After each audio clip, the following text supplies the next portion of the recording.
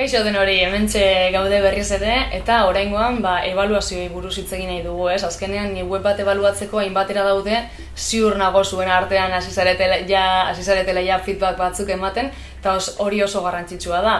Baina azkenean puntuazio edo begirada objektibo bat edukitzea garrantzitsua da baita ere, eta horretarako emango dizkizugu orain orrialde batzuk, web auditoria batzuk, eta bertan nahi dugu zuen orrialdea sartzea, eta ja zer eskaintzen dizueten hauek, ez? Azkenean emango digutena nota orokor bat, eta gero pausuz pausu gure weba zelan dagoen implementatua puntu batzuetan. Orduan uste dugu oso interesantea izan daitekeela bai prozesuaren erdialdean begiratzea, eta bai prozesuaren bukaeran begiratzea gure hobekuntza horiek ikusteko.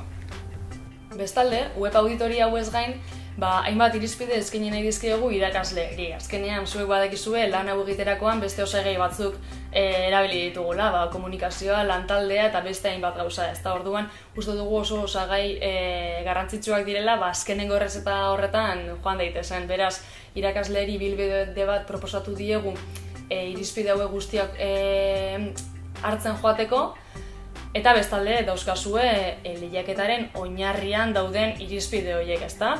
Alde batetik esan nahi dugu epaimahaiak bakarrik oinarri horiek baloratuko dituela, baina zuen irakasleak azkenean ikasgaian landu direnez, ikasgai horrekiko beste ebaluazio bat egingo du. Orduan, bere irakasle gidan izango dute irizpide horiek lantzeko aukera.